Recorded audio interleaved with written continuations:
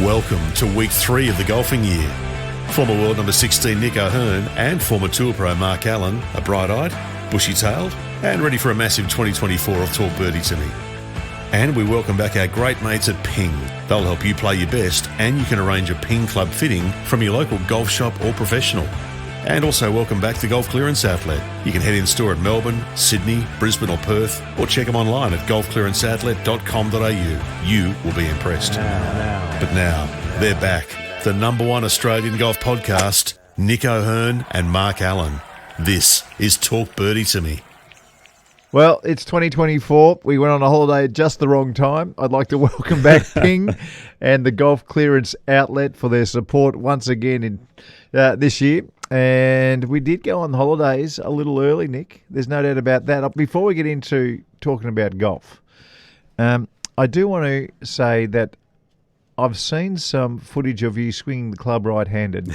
And if you haven't got a golf link number associated with the name Nick O'Who for your right hand, then I'll be disappointed. What's the latest? Okay, the latest is this. So last year we spoke about it, right? Yeah. How I needed to try and get that right-handed handicap. Couldn't do it under my own name, but spent a few weeks up at our place near Cathedral over Christmas and the New Year's, and I thought, right, I'm going to do this. So went into the pro shop. James Betts, one of the pros there. Yeah. I said, how do I do it? And he said, well, I can't do it under your name. I said, well, I've got the perfect name for you, Nick O'Who. So I went out and played 18 holes off the tournament tees, handed my first card in, and I now have a golf link number as Nick O'Who. You shot 85, right? I did. Dan, that's annoying, mate. That's really annoying. Well, my goal was not to lose a ball and not to make any double bogeys in the 18 holes, and I didn't achieve both. No doubles? No, that was my goal. How many balls you lose? I only lost one on the 17th, second last hole. How many doubles? 2. Any birdies? No birdies. So I was very consistent. I'd played very steady. I was playing for bogey a lot. Now, I had a spy walking around the golf course. Okay. Apparently, Nick O'Who's an angry man. Is that right? I must admit, the language is a little different to when I play from the other side of the ball. It's really bizarre. It's actually, in a way, when I play with my wife, it's the same thing. The language out of her mouth is a little different to what I'm used to as well on the golf course. So something about that white ball brings out the worst in us. And maybe for me, my alter ego, right-handed, it's what brings it out, because left-handed I usually don't say much. Well, I want to see what that first handicap's going to be, but that is it's quite amazing. You shoot 85 at Cathedral off the tournament tees. It's actually not fair. Stacks happening since we've been gone. Well, we've been gone 3, 4, 5 weeks. Yeah. Not sure what it's been, but the PGA Tour and LIV, Tiger and Nike and the Australian Open for 2024 still hasn't got a home. So where are we going to start? I want to start with the PGA Tour and LIV. Okay. It looks like the agreement to agree is continuing. I think there was a deadline of November 2023, but that deadline has been extended. I keep on going to what Rory said when he left that committee on the PGA Tour. What was that committee called? The Players Advisory Council. When he left that, he kept on talking about a Grand Prix of golf. The people that I read on social media and follow, that seems to be linked with the new direction, and I fully support it. I would love to see it. And if this is your first time on the Talk Birdie to Me program, all 4 majors, the Players Championship, the best American events, plus the Australian Grand Prix, plus the Japanese Grand Prix, the Irish Grand Prix, the Scottish Grand Prix, and whatever else they get out there. Big fields, the best fields, big money, and a guarantee of the best players playing against each other more often than just the 4 majors and the Players Championship. I would love to see that, whether it's got Aramco behind it or not. Nick, you? I would love to see that as well. I just wonder how they're going to put it all together, because then what happens to the PGA Tour? Does that become a feeder tour? In a way, maybe it already is. Yeah. With what's been going on with LIV recently, with John Rahm and everything, and the contract he signed. How you fit everything into that schedule, I don't know. The deadline came and passed, and I read something on social media the other day. I don't know if this is true, and hey, rumours are great, obviously. But I heard Monahan was talking to Yasser recently, and apparently talks went really well, but it was the first time they'd spoken since June 6th. Hard to comprehend. I mean, the first time? Seriously? Impossible. They've got to have ongoing talks. Impossible. Yeah. You scratch your head. That can't be. Actually, surely that's not right. That's what I heard. So, again, it could be just a rumour, but, Surely it is what it is. And Rory, he was playing in Dubai, and we'll talk about the Dubai event. That was a great finish, by the way. We'll talk about that later. But, Rory came out with comments about, he did, what was that podcast he did? It was some football podcast in the UK, and, he said he was a bit judgmental about the players going early because people aren't in the same situation as myself or Tiger, et cetera, et cetera. That's all well and good and fine. He did come up with I think the ideal scenario, and what we've sort of spoken about, more the IPL model, where you might do a 6 to 8 week type team run of events. Maybe you put a month of events in May and a month of events in November, and then you get all the best players in the world playing these little team series. That sounds exciting to me. I've always loved that last event on the LIV schedule, that team format that was originally in Miami. It really had some juice to it, and that was the one I loved watching. The rest, not so much. Now, again, Sergio's come out and gone, well, no, I don't really agree with that, because what happens to the rest of the LIV schedule? We love playing all these events. So how are they going to work all this out? I don't know. Well, the big stumbling block that I see is that if you're still going to have the DP World Tour and you're still going to have the PGA Tour and you're still going to have LIV Golf, at the moment, the Players' Championship and the 4 majors count on both the DP World Tour and the PGA Tour. The money earned there goes on the both. Correct. They couldn't do it with a 15-season schedule for the big ones, because it would be too big an advantage, wouldn't it, Nick? You would think so, yeah, because the money in those is going to be insane, isn't it? It's going to be astronomical. Well, what would you say, 30 million a pop is what I would be my estimate, if they're going to do it properly. I'm guessing. And then what's the qualification? Because the official World Golf Rankings, now with players on LIV, we know that that's probably not reflected in how good those players are. So they maybe have to come up with another system to how they rank these players. Would it be a points system? We know the Challenger PGA Tour Australasia now does a point system, and that is because they deem it to be fairer. Would that be a way of doing it, to where you might have a Grand Prix, let's say it's the Australian Open, and in America they play a tournament next to the Australian Open the same week, and the same thing happens on the DP World Tour. They do the same thing, and maybe you're playing for 10,000 points in the Australian Grand Prix, but in Europe and America you're only playing for 7,000 points. I'm just throwing ideas. Would that be a fairer way of doing things? I would say, well, that's how we run our Order of Merit here. That's what they do with the FedEx Cup, and obviously in Europe as well at the moment. So now, if you did that on a global scale, it's kind of a world rating type system, and then you'd allocate some to the LIV events as well. That'll be a tricky one, because there's obviously so fewer players in that one. Yeah. So the other one, Nick, is that when it does come to the Australian Open, we want to see our locals with a chance of winning their home national championship. Yes, for sure. So then how do we do that? How do we fill the field? How do we fill the field? So I imagine it would be a case of 120 players.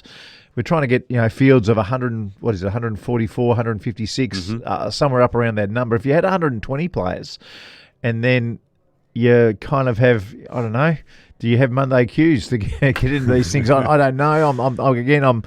I'm passing this over to you, or do you fill the field with the home country going, okay, we've got 35 spots for this event, and they make that decision? Yeah, I would love to see it go to the home country, filling those spots. You'd take the top 50 or whatever guys from around the globe, or top 70 maybe, and then you put 50 of the top Aussie guys in or something. I mean, what an opportunity that would be. And the interesting part about that whole thing is, well, what happens if one of the not an unknown Aussie, but one of the local Aussies wins? Do they then get status on this World Grand Prix tour? Yeah, they do. Yeah, they'd have to. Well, exactly. They'd have to. See, this is the conundrum. I know. If a young, let's say Max Charles, all right?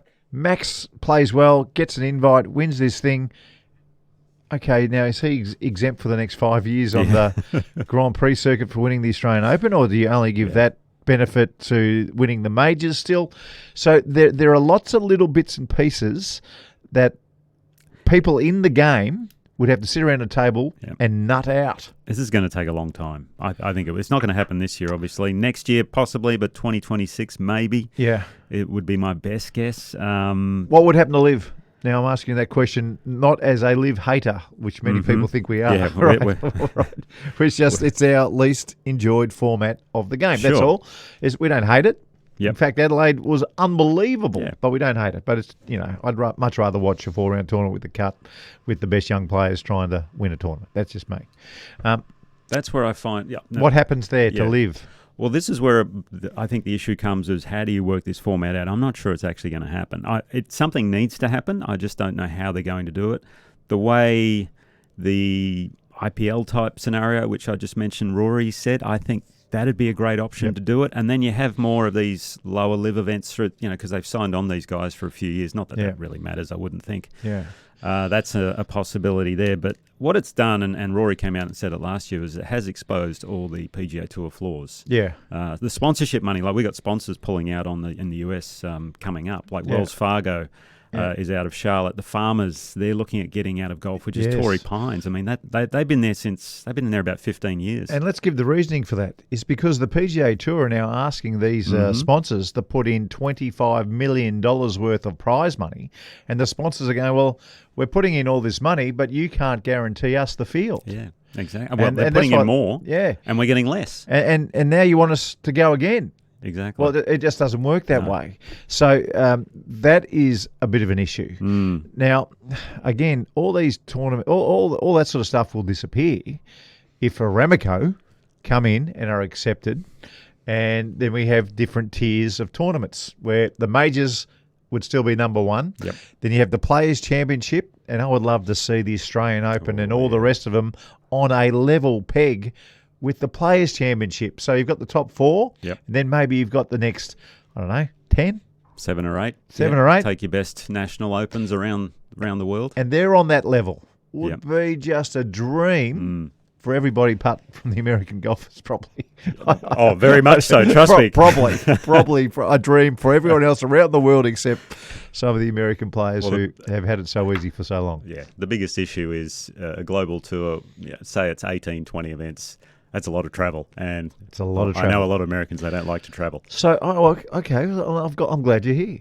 So, how many events do you think they would be happy travelling? So, if they got their 4 majors and they've got their Players' Championship, and what are the other big ones? The Memorial, Arnold Palmer. Which are the bigger American events? The Open you got to travel for, obviously. So you got the 3 majors in the US. So you got 3 majors in the Players' Championship. Players, you got Memorial. You'd do Bay Hill, Arnie's event, something like that. So that's 6 now in America. Probably like something like the Heritage. 7. Give them one more. Yeah, and then something on the West Coast, I would imagine. Maybe Torrey was always up there, but that's probably not. Maybe a Phoenix or a Pebble Beach, something like that. Something like that. Yeah. Okay, so they get 8. That's a good whack. Yeah. That's a really good whack. So if they've got 8 and then there's another 7. It's not asking for much for these players to travel 7, 8, maybe 10 weeks of the year overseas. So if they've got 8 and they've got another 7, including the Open Championship, mind you, that means you've got 6 more events. It means they only have to travel internationally 7 times. And let's be honest. Let's just put the Open, the Scottish Open, the Irish Open all in a line. There's just one trip for them that they can bowl over. Perfect. And then just the Japan Open needs to be big. Australasian swing. The Australasian swing would be lovely. Aussie, South Africa. That's right. Japan. And the reason, Nick, that you and I are very enamoured with this is because if the Australian Open attracts the top 120 players on the planet, then if you put the Australian PGA the week before, and let's say the Australian Masters comes back, or the Sandbelt Classic the week after, correct. The dream is that those tournaments are on the DP World Tour, and you will attract some really high-level players either side of the Grand Prix Australian Open. That's what that's the dream, and that way we get 3 weeks of amazing golfers in Victoria, New South Wales, Queensland, lives in Adelaide, and I'd love to see Lake Karrinyup used for something. I mean, it's a wonderful course. Certainly is. Yeah, no, for sure. Well, there's so much to think about. And funnily enough, we're talking about PGA Tour and LIV. At the moment, their season's about to start in 2 or 3 weeks. I think first week of Feb. Yep. John Rahm, as we know, signed back in December. Yes. They haven't even announced what team he's on. Yes. And I think the 2 which don't have ownership by the players are the Cleeks and the Ironheads. The Ironheads.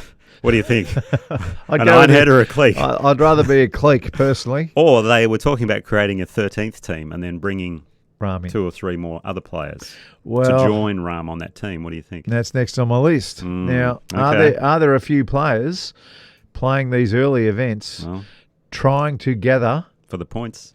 Enough points to get in the top 50 where they'll be exempt into the majors, and then taking the money that will only ever be on offer one more time? Or has the PGA Tour already negotiated after the Rahm move? No more. We give up. Uncle, right? Yeah. It's like, you know what it's like? It's like when you're a little kid and you had a big kid jump on your chest and do the typewriter. Yeah. That's what LIV with Rahm did to the PGA Tour. They were on top. They were doing the typewriter. They were just about to twist the nose and go the ears. Has the PGA Tour said, all right, you got us, mate. You got us. Or could there be a couple other players ready to jump and take 100 mil, say? I think what's done is done right now. One of the biggest surprises was Rahm was actually in Hawaii the previous week at Kapalua. Yes. He must have booked a holiday or something. Thought, well, I don't want to give up the holiday. I'll be there, and he wasn't even playing the Century. So it's a bizarre. Final question on it. Pie in the sky, or will we see something special in 2025? Ooh, 2025. I think we'll see a change, but it won't be the final product. Okay, that's what I think. I'm hopeful that they'll get it sorted. Yep. They've got 10 months. Well, they've got 9 months. There's so much to happen to work through it all. So much to happen. I think with the $1 billion PIF fund, I think you can make anything happen. You can move a mountain. Well, when you got that sort of stuff behind you. Very true. Nike. We've been talking about him wearing FootJoy shoes for a long time. We saw it coming. You first brought it to the attention. I'll give you credit there, You Mark. jumped on board, thankfully. You jumped on board. I knew about it. Do you reckon it's as simple as he going to Adidas? Or do you think he'll take his TW motif and do his own thing? Yeah, it's a good question. I know there was what was the shoe company I heard the other day that someone went to a while back? Roger Federer had started his own little side little thing where he took an equity stake in it. Now, Tiger, interestingly, I don't think he ever had much equity in Nike. I think he just went on contract through contracts. And I was reading the numbers earlier. It was like $660 million. And remember back in 1996, like when he first about to turn pro, he did a 5-year deal for $40 million, and everyone's going, wow, that is insane. Insane. Never heard of anything like it. It was crazy. Now it's just like, yeah, okay, that's great. Standard sort of thing. I think it's moved to $100 million a year. Yeah, well, what he did $100 million plus. What he did after that was, I think, $100 million for, I think it was about 5 years, and then he did a $320 million for 8 years, and then his last deal was $200 million for 10 years. Yeah, $200 million a year for 10 years. No. I think it was $20 million a year. Okay. Yeah. Okay, $200 million a year. That would be nice. That's more Michael Jordan-esque. Yeah, it's Air Jordan label stuff. But he took an equity. So I wonder if he was looking for an equity. Perhaps. And maybe they said no. You know who did get started wearing FootJoys just to piss him off. You know who I think did get equity in the company? Who? And just left Nike? Who? Jason Day. Did you see what he was wearing? Yeah, no. It's a company called Melbourne. Melbourne. It's not Melbourne. Yeah, but Melbourne, and they're like a streetwear inspired type. I don't know what you'd call it, but I wasn't that impressed with what he was wearing. I've seen better dressed golfers personally. Yeah, Nick. Yeah. I've seen much better dressed golfers than what Jason Day was. I don't think he was on what Tiger was on at Nike, but anyway, apparently it fit what he was looking for, and good luck to him. Well, I reckon he'll be wearing FootJoys for the rest of his life, and I think you'll find that there will be a Tiger Woods label. Yeah. And he will just make billions. It'll all be his. Yeah, for sure. It won't be a Michael Jordan where he gets 10% of sales. He'll get 90% of sales and 10% to run the country, run the company, and then away he goes. You've been a FootJoy guy my whole life? Career, yeah. As have I. Yeah. The same. Have you ever done the little make your own style? I'm sure you have. Yeah, I've got 2 sets. Yeah. Did you put Mark Allen on it? No, I did not. I resisted the wank effect. I did. Actually, you know what I might do? I might get a Nico Who pair. Yeah, get a Nico Who. You should get a Nico Who. But I've got 3 of my own design, and I love them. I absolutely love them. And yeah, by the way, I was told this a long time ago with the old FootJoys. When I was working at Las Colinas Country Club, the locker attendant, his name was Sydney. And Sydney was a ripper. He's a great bloke. And every time I'd take my dirty old FootJoys to Sydney, I would come back after lunch, and they were brand new. They were pristine. Anyway, so I said, mate, how do you do it? And he took me out the back. And you know what the secret is? Laundry soap. Oh, really? And a sponge. So he would get laundry soap and a sponge, and you know how you've got the blue edge, which is a bit harsher, and then it's just a sponge. Right. He'd put laundry soap on the sponge with warm water, and the dirt in the creases of the FootJoys would literally just fall out. Wow. It was amazing. And I've been doing that with my new FootJoys that I've created my own. I've had them for 2 years. Really? They are still brand new. Did he get the buffing machine like the guy at a Caddyshack in the locker room at the end? Turns it into a grinder. No, but he had a buffing machine, but he didn't use it. He didn't use it. And always, mate, he used to give me brand new spikes once a month. I used to love him. What do you mean you got your own designs? Well, it's So like go to the website. It's like you're doing your own car. Yeah. You know, you can pick the interior, you can pick the wheels, yes. all right? But, for instance, there's the saddle, and then there's the accent. It's like a build your own. Yeah. Yes, you build your own shoe, Great. basically. Yeah, it's so good. You just go to footjoy.com.au. Yeah. Follow the links, and you can design your own. You get your football team colours or whatever. I'm Fantastic. sure Mark's go with That's his it. cream pants. Yep. You know. So. And if you want to be a real wanker, Put your name on it. You can put your name on the shoes too. Or like a lot of the golfers, you can see, you can put the little boxing kangaroo on it. You can put an Australian flag on it. There are so many things you can do if you want to. If you go to footjoy.com.au. I can see you putting your name on your shoes. No, I'm surprised you haven't. I had to twist my own arm not to do it. Hey, I'm really looking forward to your masterclass today. Mm-hmm. The Ping Global results are back for 2024. How are we looking for feedback, Dan? Yeah, we've got some feedback already. Oh, beautiful. Right. I still want to talk about the Australian Open. Mm-hmm. And I want to talk about the Australian Open because it's 2024 and no one knows where it's going next year. Yeah, that's very true. Yeah. And no one knows the format of the Australian Open next year. Now, I've heard a little bit about what's going to happen and what's going on in the back room, and I am concerned. Can we talk about that after a party pie? I think we need to. Righto.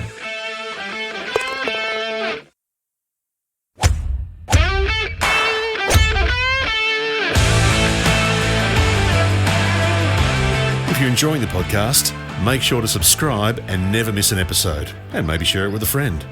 Now back to Nick O'Hearn and Mark Allen. This is Talk Birdie to Me. You had a chicken sandwich. You didn't have a party pie. A wrap. I like my wraps. Did you? How about the chicken sandwiches we're getting when we do the commentary? They cut the crust off. They did. I saw that yesterday. Really nice. Yeah, I saw that. You waffled that down. I'll tell you, it was impressive. You've got a history of whinging about food, though. Are you complaining, or are you just making an observation? No, I'm just making an observation. It is time for the top five. Top five. And this week's top five, we're about to talk about the Australian Open. My top five greatest Australian Open venues. Now, I don't care what format they are. I don't care who's playing. This is just where, you know how the Open Championship has a rotation? Yes. I've got a 5-course rotation. I'd throw in a couple others if, you had to be forced. But there could be a couple of clubs that might not be happy. Yeah, that's right. Well, there always is. There always is. And on Talk Birdie to Me, it's an opinion. We don't care. We just tell you what our top five is, and that's that. Although sometimes you make it a top 10. Yeah, whatever. At number 5, newcomer. Okay. Peninsula Kingswood. North course. Yes. But I would be open to looking at a composite because there are some very, very good holes on the south course around the clubhouse. Mm-hmm. And also, you can drive in, park your car on the other course. So if we're talking about the men and women format, that is a no-brainer. No-brainer. It's got to be there at some stage. Yes. At some stage. At number 4, Royal Adelaide. Oh, love it. Still holds up. Whew. We had a tournament there in 1998. I was there. The cut was 11 over par. That is correct. It was so hard. That is correct. I birdied the first 3 holes on the last day, and I thought I was going to win. I ended up shooting a whole stack. Royal Adelaide, just fantastic. Yeah, love the venue. Number 3. I don't know why this is controversial. It shouldn't be, but the Australian. It's big enough and bad enough to hold an Australian Open all the time. I love the joint. I reckon it's great. But some golfers don't like it as much. But as far as a venue, it is a ripper, a belter. I love the first couple I played there. And then when they changed the course, I haven't liked it since. It's just got too hard. At number 2, Kingston Heath. Yeah, they only got one round 2 years ago when Victoria and Kingston Heath had it. But Kingston Heath is a natural fit for sure for the Australian Open. And number 1, no surprises here, Royal Melbourne Composite. It's by far the best golf club, best golf course in the country, by far. Yeah, it certainly is. I mean, I think Royal Melbourne West is number 8 in the world, generally speaking. Royal Melbourne Composite is that much better than Royal Melbourne West. It's not funny. Yeah, it's doesn't sound right, but folks, I'm telling you, it is true. Now, I heard a rumour you shot 68 in the medal at Kingston Heath the other day. Yes, if the Aussie Open went back there, would you go and Monday qualify? The funny is, a couple of years ago, I did try to qualify for the Victoria Kingston Heath Australian Open. Yeah, I tried the qualifier. You did? I was actually trying to qualify at the Heritage where they played on the weekend. That where it was a waterlogged course. I shot one over, I think, and missed by a couple. Ooh, hey, I want to talk to you about the Australian Open. Yes. Because November is when we play our Australian Open, and yet we do not know where the Australian Open is going to be played next year. We don't know whether it's going to be Victoria. We don't know whether it's going to be in New South Wales. And we don't even know the format of what's going to happen when it's going to be men and women again. And then that makes another conundrum. If it is just going to be one event for the men, where are the women going to play? Exactly. And what is their date? Because you know this more than anybody. The date is so important for all these events. So very important. It's nice to get that schedule locked away early on, because you've got to fit all the other tournaments around it as well. The PGA. Yeah. I know the Masters isn't here, but some of our other local events obviously on the Aussie schedule. Hearing some things that, I'm not quite comfortable with. I'm not sure the Sydney government particularly want it again. Here in Victoria, who knows if they want it? Well, they're umming and ahhing. They're umming and ahhing. Because if the Victorian government wanted it, if the Vic government wanted it, it's here. Right. It's very simple. Sure. If they put their hand up and said, Kingston Heath missed out during the COVID years, Kingston Heath's turn should be this year. Yeah. Well, they got the President's Cup in a few years. It'd be announced. Yep. It would be announced and ready. But that announcement hasn't come. True. So that is disappointing. Yep. The other one, Nick, is that, you and I talk to players. The players are not comfortable with the format. Yep. Because you have situations where people on 5 under par on a Saturday or a Sunday are hitting off at 5 hours apart, 4 or 5 hours apart. Yep. And that's not fair. And that's because of the numbers in the field with the men and women combined. That is correct. You've got situations where it would have been a nightmare this year. If Adam Scott doesn't double, triple bogey, didn't hit his shot out of bounds and finishes on the 9th green. Yeah, I know. He was on track to win the golf tournament. He had the lead, I think. Yeah, he had the lead. And he was there, and then he did what he did. I think he made double or a triple and finished on 9, and he was out of it. So it kind of worked out that way. But if he'd have parred that, made a birdie coming in, we could have seen the champion finish on the 9th, an hour or 2 hours earlier? Yeah. It would have been a bad look. It would have been a bad look. Imagine if you are one of the corporates who brought all their guests and had the box right next to the 18th green. Yeah. If I'm shelling out that money for my guests and for the betterment of Australian golf, then I want to see the final putt being holed right in front of me. Yeah. Not over there. No. If you're new to the golf and you say, I'm looking at the leaderboard, Adam Scott's leading. Oh, fantastic. We had to see him. Oh, no, actually, you got to walk that way. You've got to walk to the 9th. So, look, there are these little format tweaks that need to be done. They got rid of the 2 cuts last year. They did. I'm not sure whether that helped anything. I think if you're going to do it, you could probably have to have a cut on Saturday, which nobody thinks is fair. I think if they're going to change this format, the old way was, say, 50 pros plus ties. Now, that didn't include amateurs. So what they need to do is they need to include amateurs and just say top 50. Whether you're an amateur or a pro, no problem at all. Because I think on the women's side, I think theirs was top 30 pros plus ties, but almost 20 female amateurs made the cut. So all of a sudden their numbers almost grew to 50. And that's what caused a bit of an issue going forward. Over the weekend, there was just too many players in the field. Yeah. The other thing is, we were talking about the Grand Prix of golf. If the Australian Open wants a Grand Prix of golf, then it's got to go back to just the men. Just the men, at some stage. Yeah. By the way, what we didn't talk about earlier with LIV and PGA Tour is women will be the big winners, because as soon as they get the men organised, it's an absolute guarantee they're next, that the women are next, and they'll get their own event. So that needs to be what. Luckily, Nick, I've got the answer for Golf Australia. You've always got the answer. I love it. Luckily, I've got the answer. He's solving world golf problems every week. It's incredible. Well, it's amazing. This is just for the Australian Open. Oh, okay. Okay. So let's take the men and the women's Australian Open, because those two events can comfortably stand by themselves. They are wonderful, wonderful events. I remember when the women's Australian Open was held in Adelaide. That was a sensational event. It was. It was an absolute brilliant event, and we know the men's are. What I would do, because I know that Golf Australia, one of their key what would we call them? Initiatives? Initiatives, is to try and get men and women together and try. We know how well the Victorian Open works with men and women. It works a treat. And one of the reasons it works a treat is because it's the Vic Open. It's not the premier event of the country. So if I was James Sutherland, g'day James, we're going to get you on the podcast at some stage.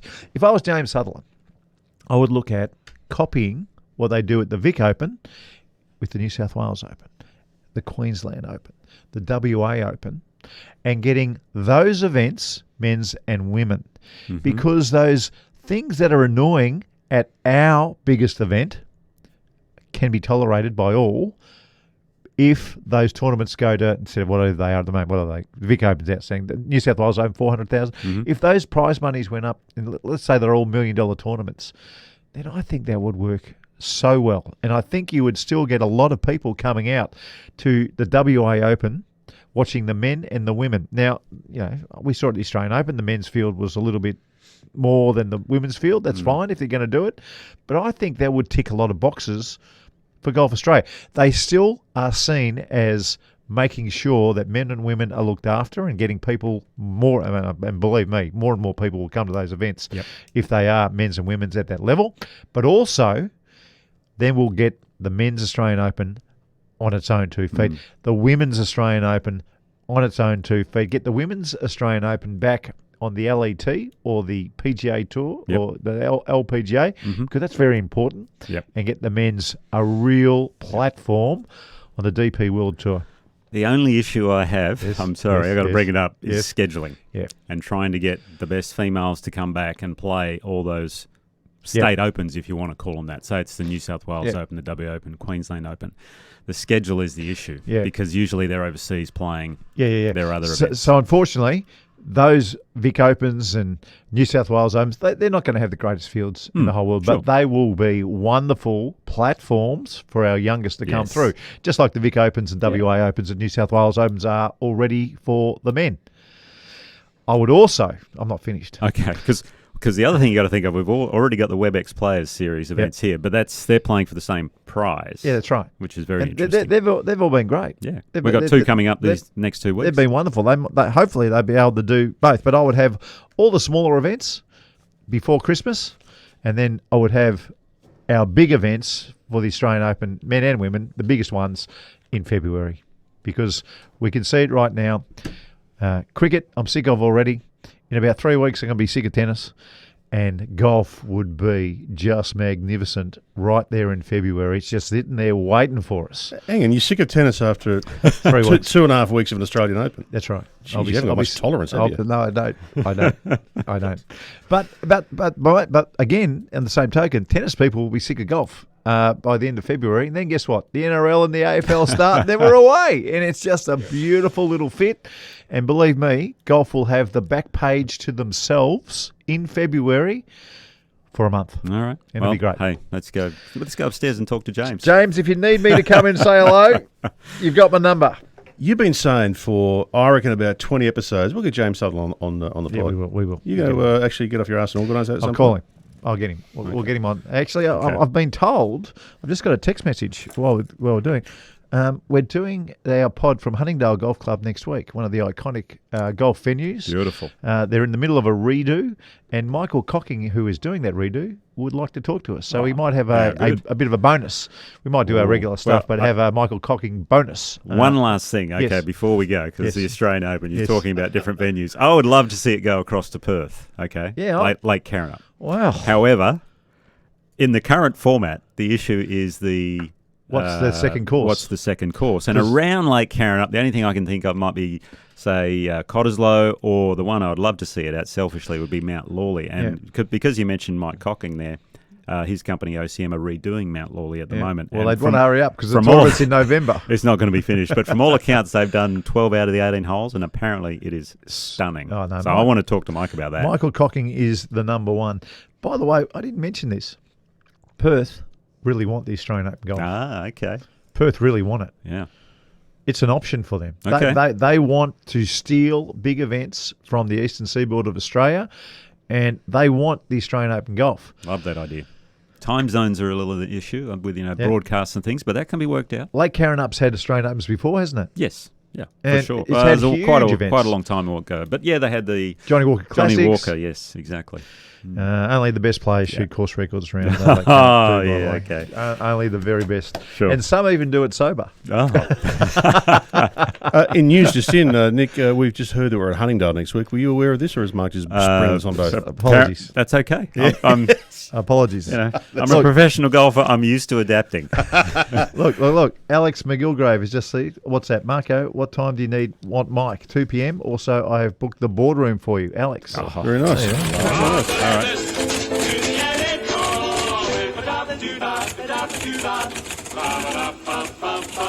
Would you like some feedback? I would. I would love some feedback. Okay, we've got a few already.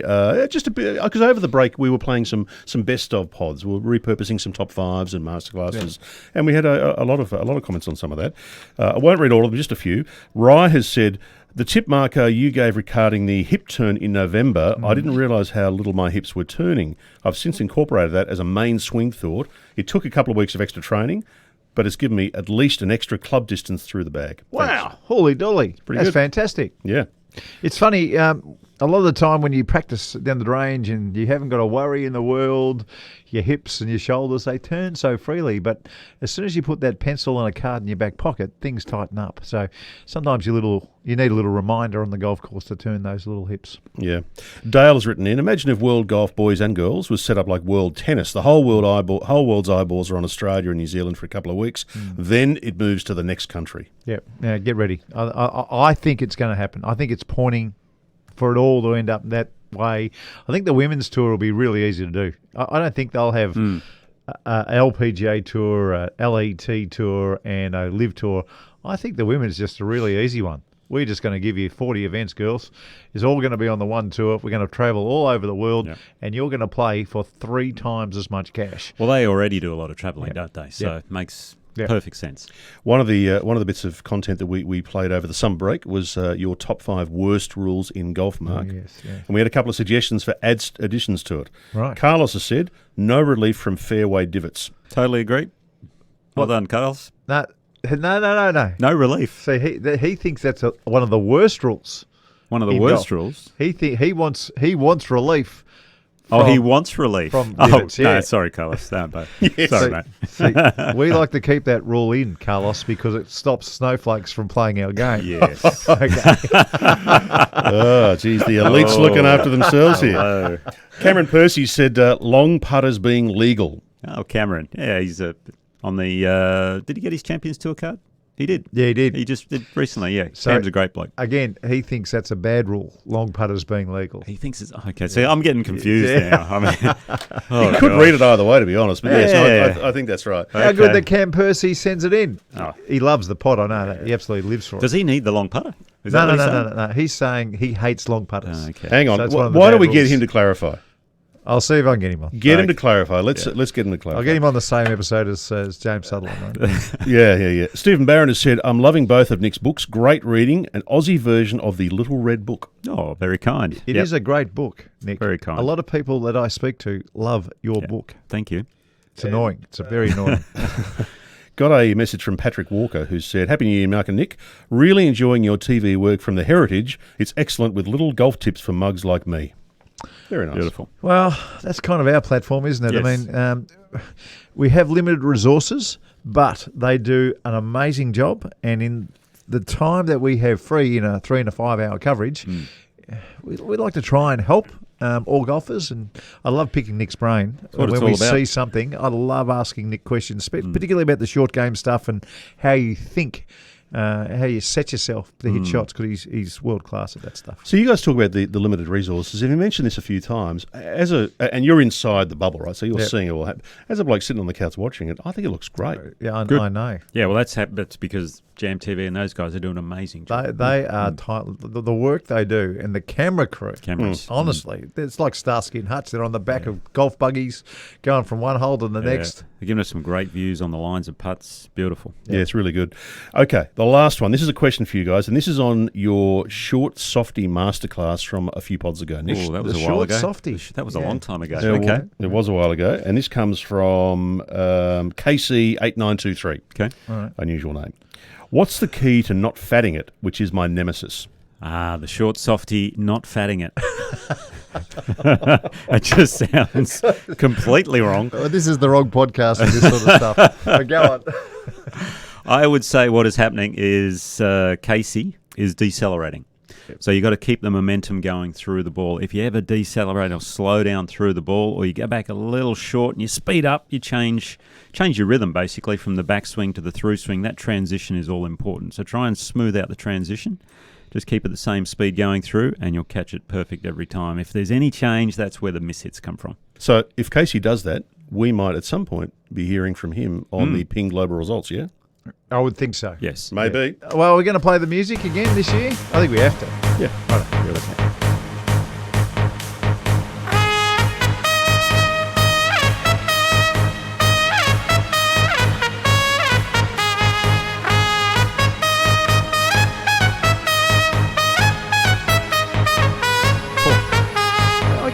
I get the back of the head, goosebumps. My hairs are standing up. Yeah, I get goosebumps. Chills. Right. So the first Ping Global results, we actually did miss a tournament. I've got to go back one because we started a little late, but we had a tournament on the PGA Tour over in Hawaii. The Century, Chris Kirk. Great win for him. Obviously, he's had his battles. How was that? Was it a 5-iron years. on the 17th that he hit from it? It was one of the best shots of his life. It was the shot of the year. Yeah, it was the shot of the year. You're right. Because it was the first week of the year. No, it was. He won the Honda last year, and he had about an 8-year drought or something between wins, and he'd been battling alcoholism and things like that. So it was a phenomenal win. So I just had to get that in for Chris.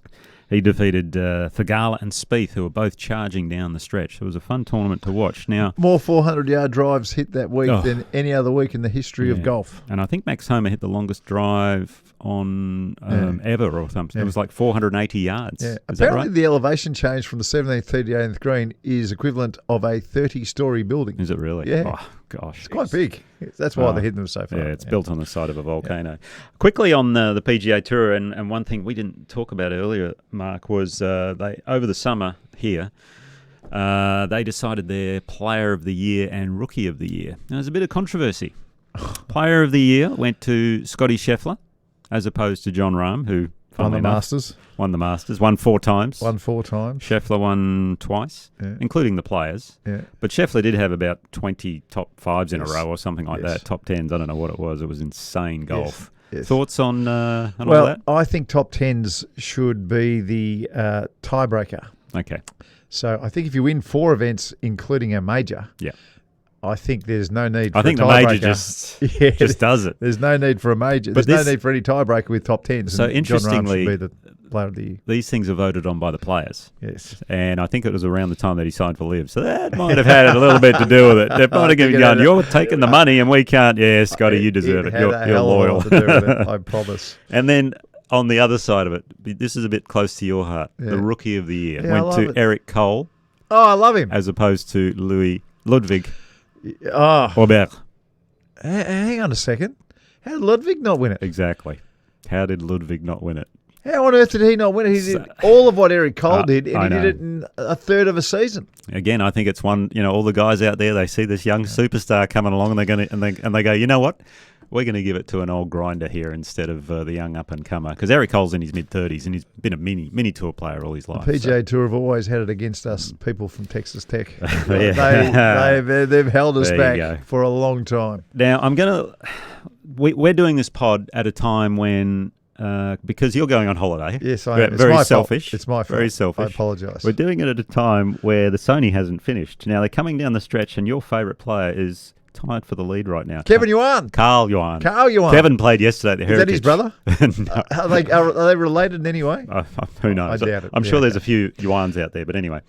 Give us a prediction. Who's he is at 16 under at the moment. Henley's 16. Benan's 16. Carl must be finished, is he? Is he in the clubhouse? And your favourite player, Keegan Bradley's also tied at 16.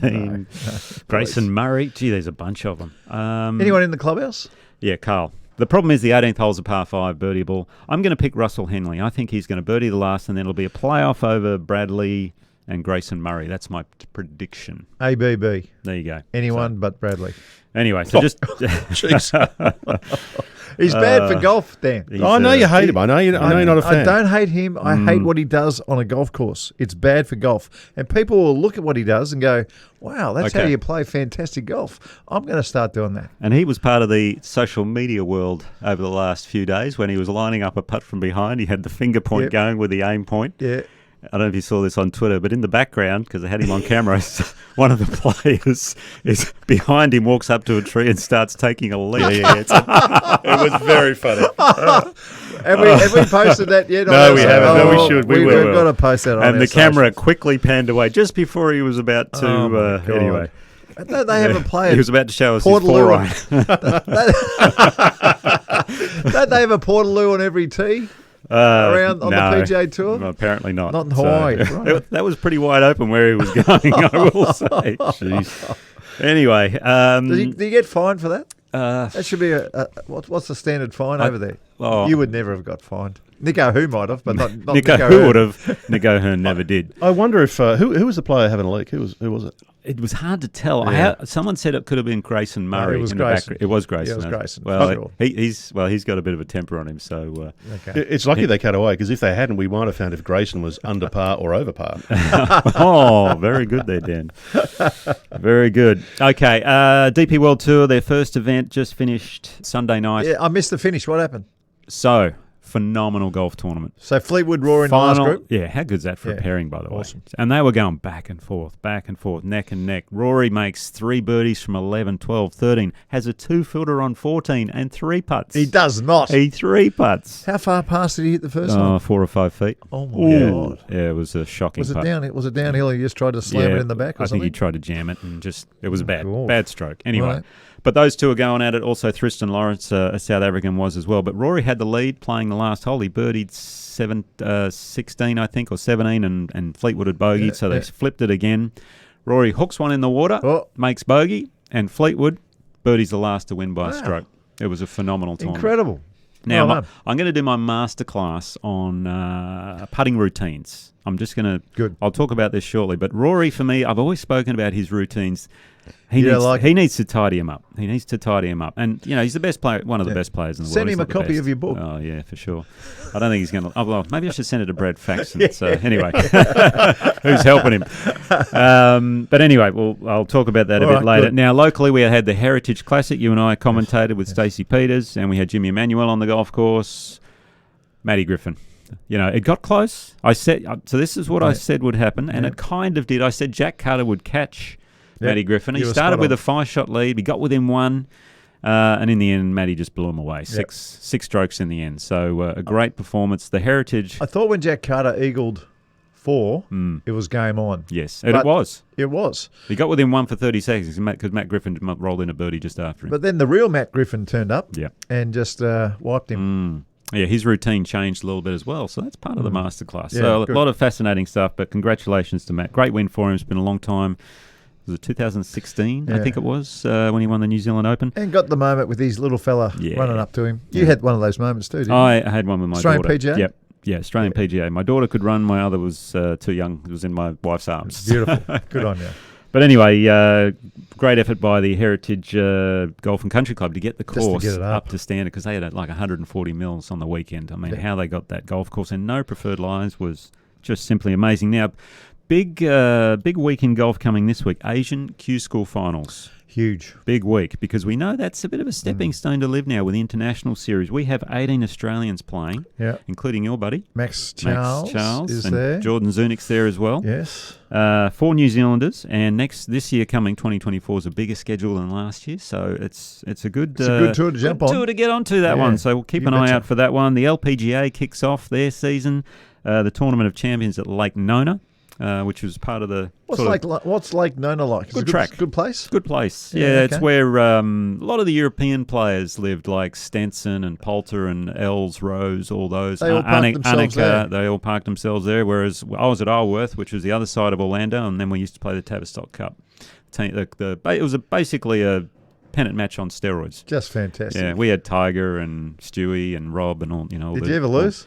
It went back and forth. It was a lot of fun. Because the Europeans were, dominating the Ryder Cup. Not in the Tavistock Cup. No. Not with Nico Who playing. No, exactly. So, Champions Tour resumes in Hawaii, so we'll look out for some of the Aussies playing there this year. Corn Ferry Tour is in the Bahamas, and this week here in Australia we have the WebEx Players Series at Cobram Brugger, where Sarah Jane Smith is the defending champion, and that is the Ping Global Results. Great stuff. Now, before we move on to the masterclass, quick question for you guys. Yes. We had a snap poll that we put up about Christmas time, about 3 weeks ago now, and the poll was this. Snap poll. Playing around even a lazy 9 holes on Christmas morning, yes or no? I would have said yes. Many people saying absolutely. Christmas morning? Christmas morning. Absolutely. So the answers were, or the percentages were, yes, 62%. Yes. No, 23%. Yeah. And FWG, fair weather golfer, 15%. Okay. So you guys are yeses, yeah? Yeah. I used to buy. I remember my family. We used to sneak on Metropolitan Golf Club on a Christmas day. We used to go play Metro. Metro didn't make your Aussie venues either. No, well, there's been a few alterations down there by somebody, and I don't think it's going to get back anytime soon. Well, Metro's a soft spot and kickstarted my I left career. Victoria off too. Victoria, if there was a 7 rotation, Vic's in. It could be rotation. A top 7, Mark. It's never. No, it's a top 5, Nick. It's a top 5. Oh, Nick did a top 10 Are there strict rules this year? I've got to do top 5. You've got to respect the top 5. Okay, will do. All right, speaking of respect, masterclass.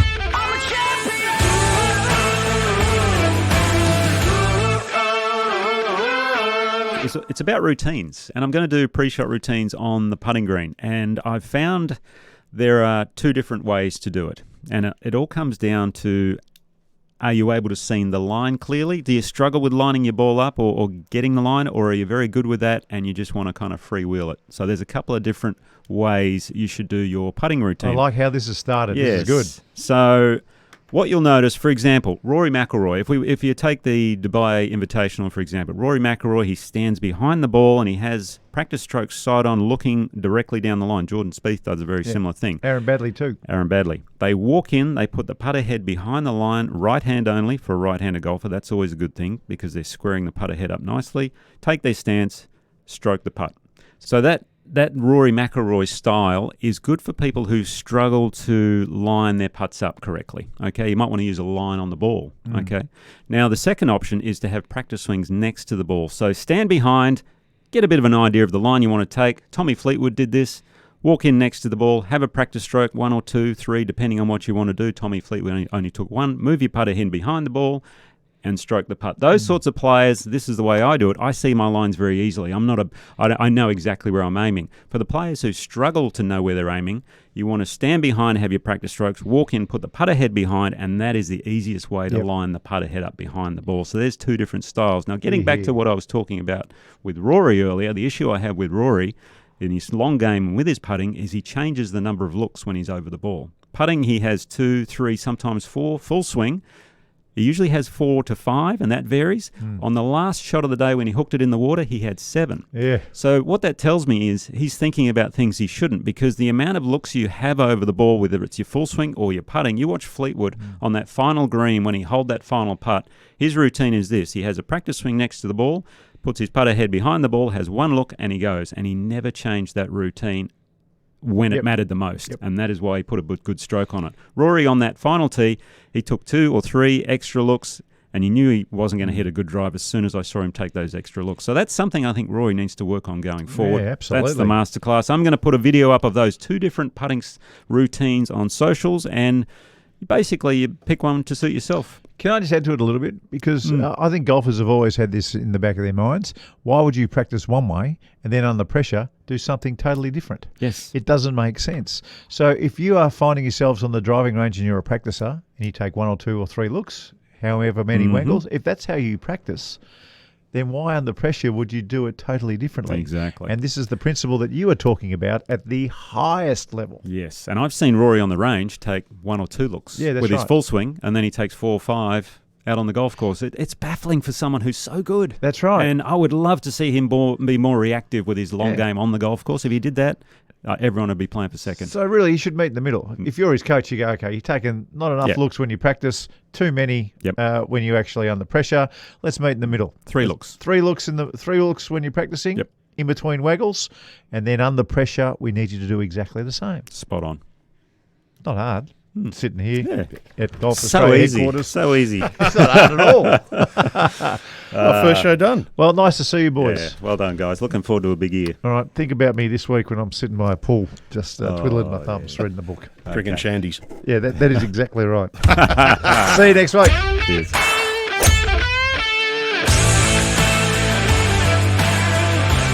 Thanks for being part of Talk Birdie to me with Nick O'Hearn and Mark Allen. And if you want to be part of the show, drop us a message or comment on the socials. Or you can send an email or leave a voicemail at talkbirdietome.com.au. Thanks to the great team at Ping. They're the best in the business and they'll help you play your best. And the Golf Clearance Outlet. If you're after top quality at prices you won't beat, check them out. golfclearanceoutlet.com.au. Talk Birdie to me's executive producer is Dan Bradley at Kaizen Media. Sound design, Daryl Misson at loudzebra.com.